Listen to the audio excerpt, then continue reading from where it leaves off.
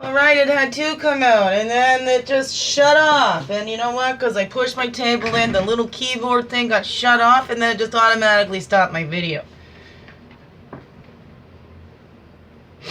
So, two parts then with this one. We're already done the calling in and that other video talk. It was already 20 minutes, so that's fine. Whatever. And we started out with the female side, the actions we could take, and two stuck together. So we're keeping the two of them. You know, see, has that attitude that it starts going all off, and I could just so the two together. The Cocapelli, fertility, and what is that? The rites of passage. The change. Right, we go through all these changes, little babies in her belly, and that's a messenger.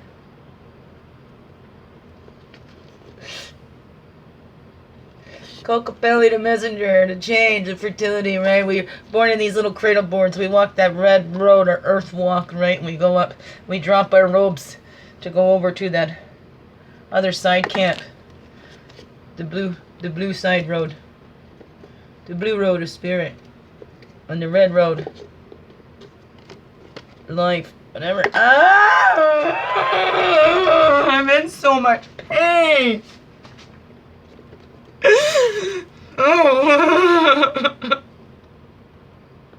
Keep saying for now and not forever, Mother.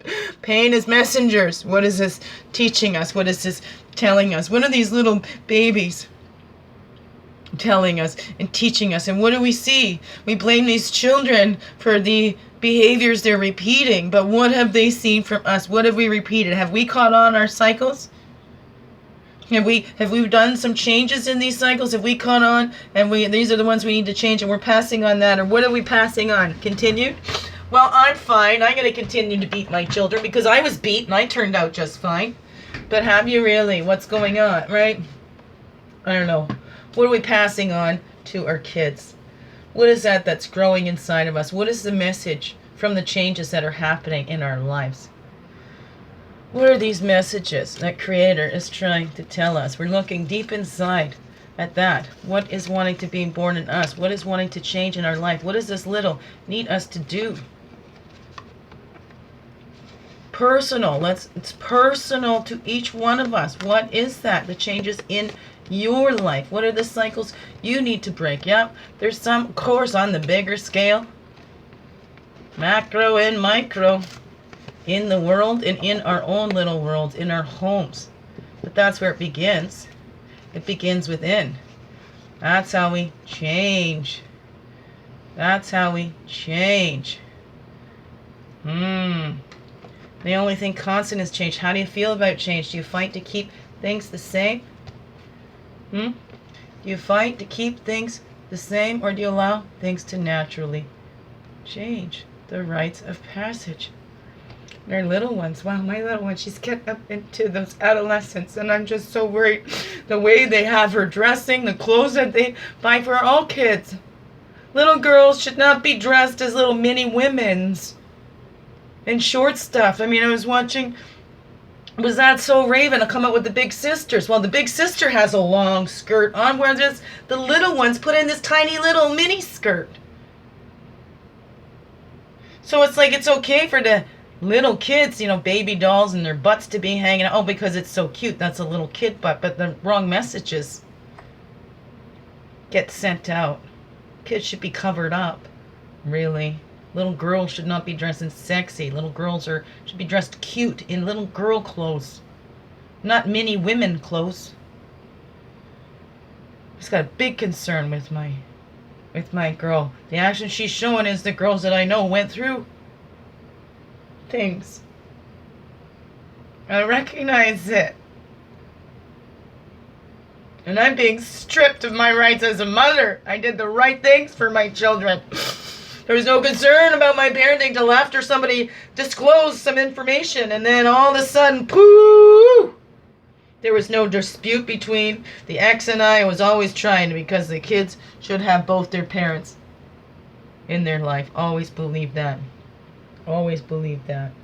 safe and healthy ways best they can. But if a parent is not capable of taking them or is causing more damage, then you need to listen to the one that's been with them their whole lives. That's never showed any signs, no history ever of trying to bash their father. No history whatsoever. I heard some information. I know my experience too. We need to listen to those victims. Excuse me. It's the actions we can take today, and this change, and this shift, those messages. When we hear that message, when we decipher. Is it deciphering? Let's get clarity. Let's not try to decipher anything, trying to think what the meaning is. Let that come up. Let it be born through us. Let it just come to us and then come through us, these messages. We don't want to put our own thoughts and blah, blah, blah, trying to figure that out. That's the thing. Sometimes we're not going to understand the message because it might not be for us. It might be for somebody else. So it doesn't matter if you actually completely understand it. You should give things pure, unfiltered, because for the one who it's meant for will understand it even if we don't. That's how we're used.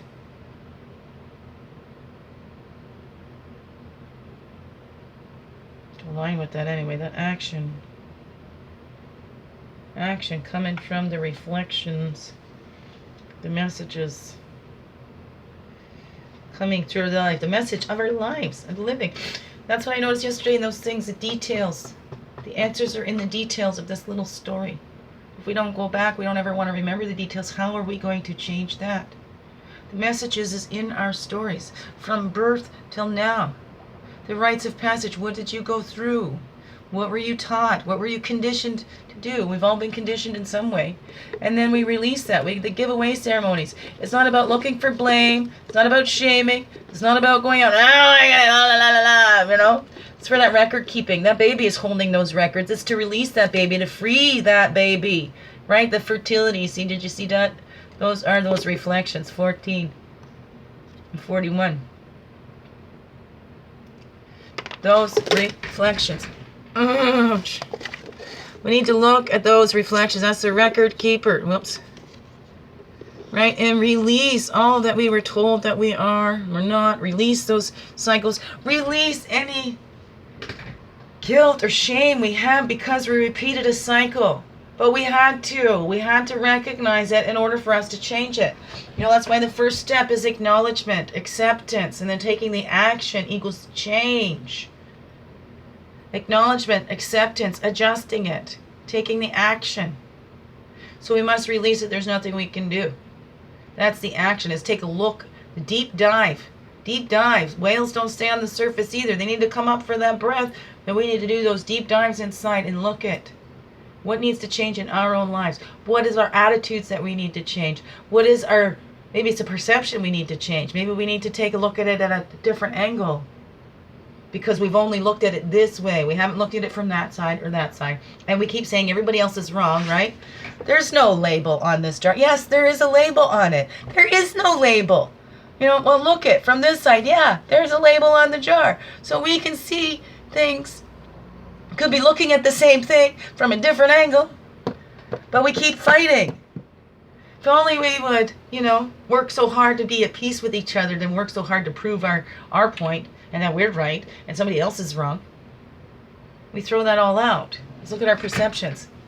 And let's look at these little things. Let's release that blame on that little deserved that we can't speak up for ourselves. What is that? Releasing all that we're not, and then we're left with what we are, right? Releasing those old records. Hey, right? So keep tabs. Oh, now you owe me, tit for tat, eye for eye, all that. Well, let's release those too. Let's give it all up to Source and let them sort it all out. It's not up to us to punish anybody else or anything. Focus within. Be that change you wish to see in the world.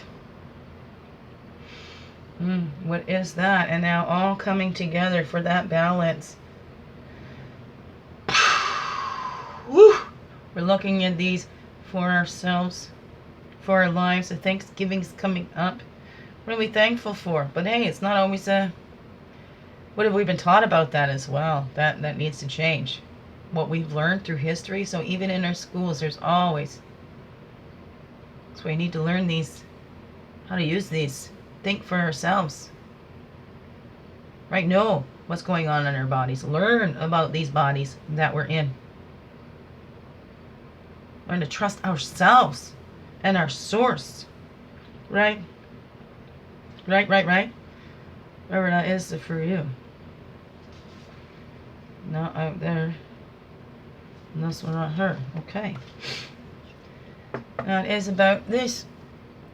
Returning to that original source, that great mystery. There's the honor. And in that woman medicine, we've taken the woman out of that. Woman gets the shame. And look at, again, I've said that before, right? With mothers and fathers. The mother's there, blah, blah, blah, puts the baby, goes through the most work. A father shows up to one parent-teacher interview, and they are praised and praised. So we need to stop showing overpraise for fathers that show just a tiny bit of involvement. And stop over-criticizing the woman's side. And look at us. We stop that war of the sexes inside of us. And accept both sides of us. Male and female, we need both. Life does not exist without both energies. And look at how we have it in everything. Our outlets, right? The female side, the male side. We need all of that. Not one is better than the other. You need both for things to work. For connection. For the world to go around. So we need to look at that. Because that's our original source of life. Our mothers. That's the original source of our life. We were all born through a woman's womb. We need to honor and appreciate that. And stop putting it down. That's the woman is man's first teacher. Their mother. And I've always said, man that does not respect his mother is a very scary man indeed. So I put that down with my boys. I have 3 boys. You will respect your mother. And they don't. And they have less respect for others. They don't have respect for their father either. They're not learning that. And here I've learned saying respect. Oh, those abusive parents, they say respect, respect, respect. But I teach my children what that means, what that looks like. I model that. So again, if we expect our kids to show that respect and this and that, what are we showing ourselves? How are we honoring that woman medicine in ourselves and to the women around us? Right? Do we sit and criticize? I know I had some. It was girls I was the most afraid of. So I had mostly male friends growing up. And I got into this, oh yeah, that woman, oh what a bitch she is, resting bitch face, all those kinds of things. That judgment. I did that too. And then it was discerning the kind of woman that I wanted to be. I've always been proud to be a girl, a woman, proud of my parts. I used to say I had an innie, not an outie. Yeah. That was before all this time and the change. I didn't know about the sex changes, but that's what I used to say. They just cut mine off at birth. I was a guy. I don't mean no offense by that to anybody. But that was me growing up. That's how it was. I related more to the way the boys thought, I wanted to do more of the boys' games than the girls. Because to me, I wasn't into this makeup and whatever. And I got made fun of when I tried to do it. Back in the 80s when everybody's putting on things. And I had these girls going, did you just put it on with your finger? And from what I could see, it didn't look much different than their makeups. But to me, I was the raccoon and all that. So I've had to get in touch more with that woman energy because I've been hurt and my heart's been broken by more women than men. So we got along better with it, I think, more like the man. I really do. But then that becomes with the autistic brain as well. That's part of one of the symptoms things of girls and women with autism, more like tomboyish. They're not into all of that. But some do. Some get into the makeup, so that's not a telltale sign of it either. But that's one of the things. Taking things so literally. I do. It took me a long time to figure out sarcasm and all that. And then learn how to use it. And then I've been the butt of the jokes as well. Because I couldn't figure things out. Because I took things literally. Of course I was made fun of. But look at this culture. It's a make fun culture. We make fun of people that are different or whatever. We don't hear their stories. And then we don't even know. There's lots of people going around as undiagnosed autistic or anything that have things they don't have control over, yet they're made fun of for it.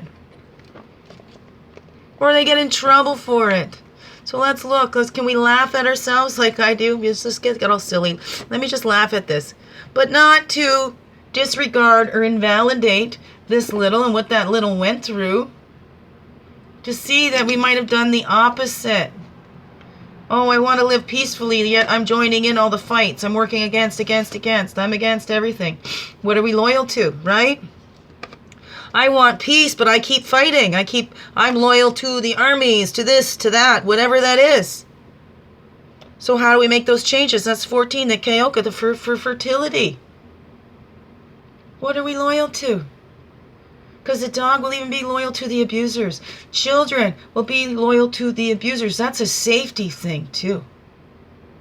In a situation, that's similar to where I am, they're more afraid of their father. If they're more afraid of the one that is abusive and then their mom's falling apart, well, geez, we're safer to go along with this guy. Because this guy can seriously hurt us. Well, look at what he's already done to our mother. So what is that loyalty? Is your loyalty to the fear or to the love? And let's laugh at ourselves thinking we're loyal to love, and yet we're stabbing somebody we love in the back because we don't want to piss this one off. This one can hurt us. Or let's just sit quiet on the fence because we don't want to rock the boat. But that's abuse's biggest ally, is that silence. When we see something and we don't speak up. Do you know in Canada, we're all mandated reporters when we see or suspect child abuse, and it's not our job to prove it's child abuse, just to report it. We are all mandated reporters. And have you witnessed child abuse and walked on by, oh, that's not my business, oh, I can see that parent is not, but we're not going to call, we don't want to interfere. Or, right, we think, well, it's going to be worse off, because when you hear about what happens to children in foster care, right, then it's like, are they going to be better off there, or is the abuse they're going to get in foster care going to be worse than the abuse they're getting at home? So look at how much this goes unreported. And again, it's all twisted and backwards when the victim has to prove they're a victim, but the potential perpetrator is innocent until proven guilty, and then they can call up and make it look any which way. Like that's just so flipping backwards. So backwards. So we're reflecting that message that's coming in, the rites of passage that change. What is being birthed through you for the change in this world, in your own little world that begins within. One person at a time. As you're bringing peace to yourself, you're bringing peace to this world. And the struggle. There's a bunch of them come out there. And struggle is what I see. That struggle inside. Okay, ascension. And then, of course, this one wanted to come out too. And bounty. So the grandfathers. Right, the ones who walk before us. The record keepers. Tuning into those. 17. Where did I see that already here? Oh, I didn't. Okay. And that's the 3, the fertility. 3 is about self-expression.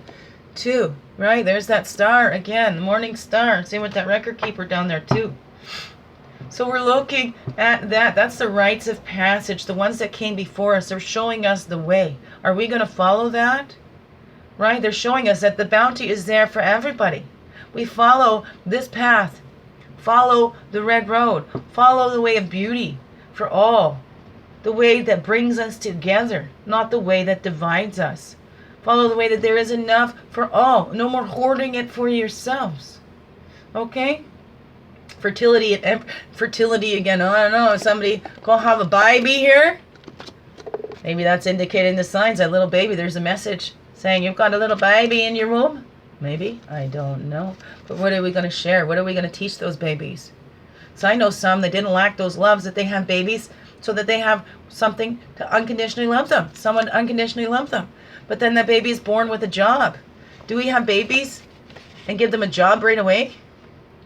Oh, our relationship is bad. Maybe we should have a baby and that'll bring us closer together. What about, no, we need to stay together for the children. And then what did the children see? We keep repeating these cycles. So maybe that's where it is, right? Happy, healthy parents. If they can't have two, at least one will do. And what are you doing? Because you're only responsible for your part of that. We're part of our half of the relationship, not the other person's half of the relationship. In all the relationships, what are you bringing in? What are you offering? Right? Are you going in looking for something? Or are you sharing your bounty? You're going into that relationship sharing your bounty. Right? And we look back, the grandfathers, the ones who have gone before us, to see what have they taught us? What are the messages they left us in their stories? And we release that record keeper. And we tap into it. That's our ancestors, our record keepers, our ancestry, all our relations. We're looking through that. We release that action. What are we releasing? The clarity on that. Releasing that scarcity attitude. Releasing the shame, the blame. Somebody needs to be held accountable. How about we held it accountable in ourselves? You know, are we holding out to heal this baby because we're waiting for an apology? Because we want somebody to see how they ruined our lives, so we're going to live our life again, right? You're going to drink poison? Somebody that's not even looking your way? They got what they wanted. They is gone. They have moved on. And we're sitting here. Do we take responsibility for this baby? Do we release that pain we've been holding and carrying? Game of shame. Look at all this flip out. This one came out by itself over here. Chariot wants to make a mention. Right there. Warriors. Right? Listen to your heart.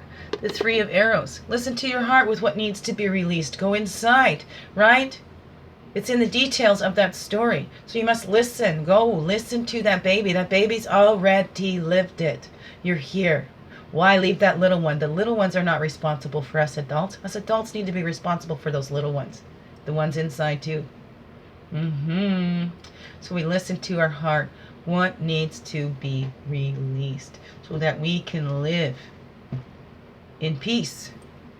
What needs to be released so we can live in peace begins within. Right? Needs to be released is separating the divide and conquer. There's this arguing about who that source is because we all come from the same original source. Right? There's the woman energy. Wise priestess energizes others. The wise priestess energizes others. So we're looking at that, helping to empower. So it's not all about me. I'm going inside, doing these deep dives, stopping that war inside, finding my bounty, what I have to share, what this messages of my life, what I am loyal to. And that helps others to see that too. Living by example. And then even when I'm just sitting here, I am still sending those energies out to all that I love. I am still an example. What is that for you? Right? That woman side is that nurturing energy. How much do you nurture yourself, your soul, inside of you? Or are you looking for somebody else to do that for you?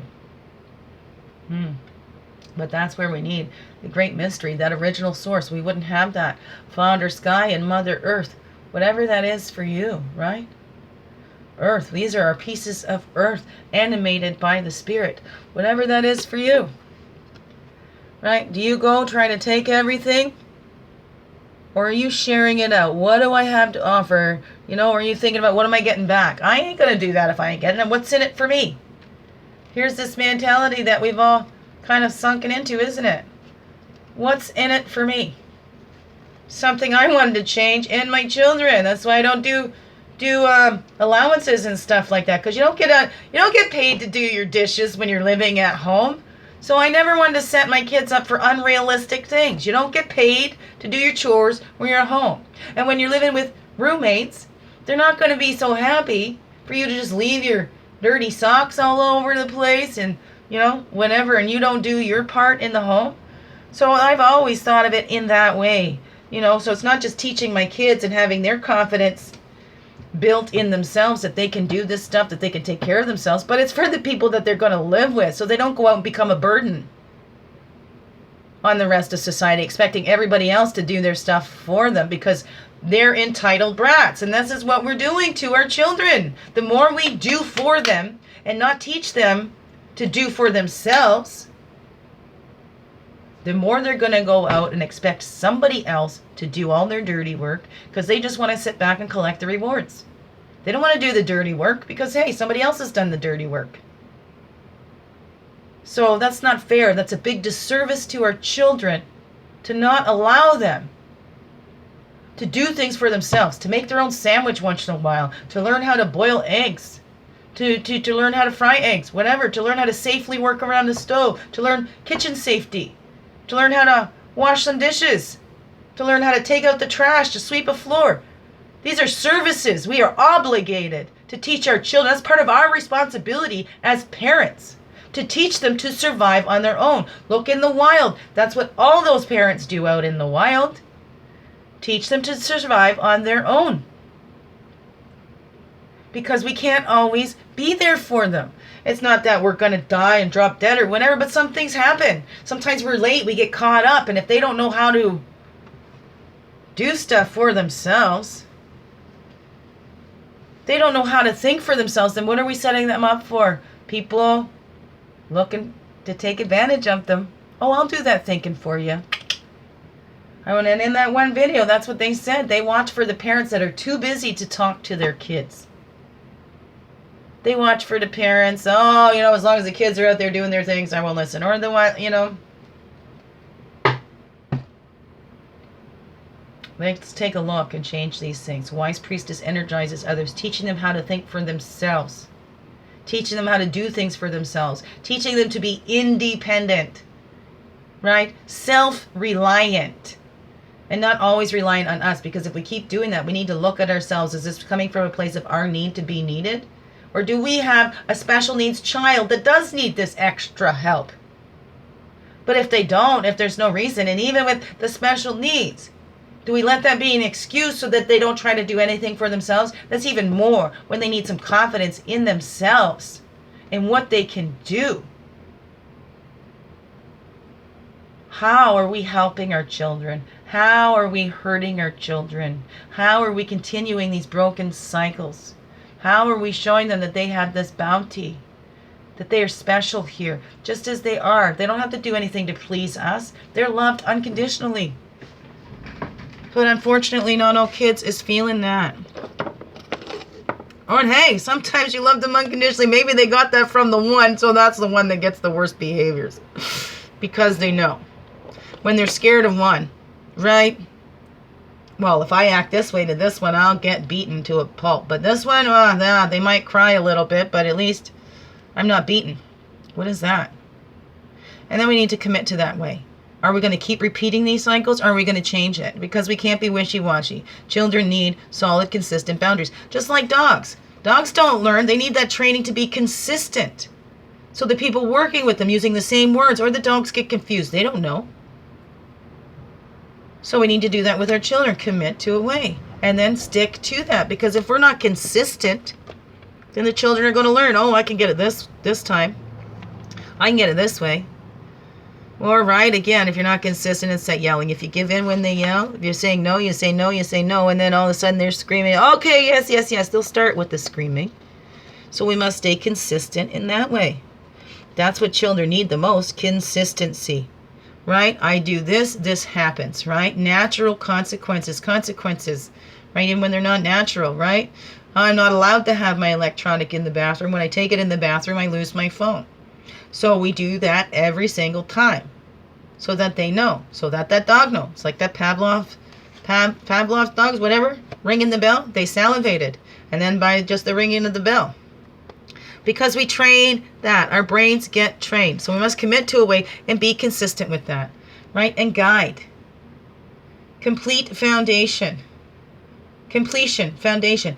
We are the guide up on the path up the mountain. We are the guides to our children. Guides. Okay? We're not source to our children. We're not the source of their life. No. We were vessels. We helped to bring them here. And the rites of we had the passage there through our portal as the women's here. But we're here to guide them. Not mold and shape them. Guide. For them to find their own light inside, to see who they are. What source put them here to do. What is that for you? Or do you want your kids to believe you're the source? You're the source. What? No, don't give God the credit. I did all the work. What? I don't know. What is that for you? What does that all say to you? What are you loyal to? And are you trying to mold your children or guide your children? Are you trying to mold and shape what you think they should be? Or are you allowing them to discover who they really are and releasing whatever plan that we might have had for them? Because, hey, we've got this little inside we need to take care of here. It's not our outsized little's responsibility for this one inside. Let's look at that. What are we putting on our children?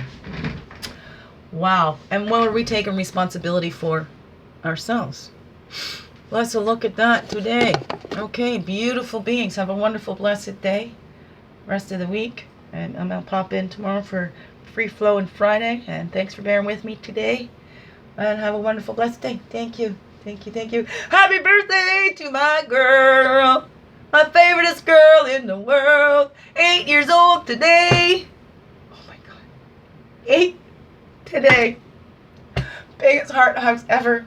Thank you for being you, shining your light through in everything you do. Because this world needs you to be you.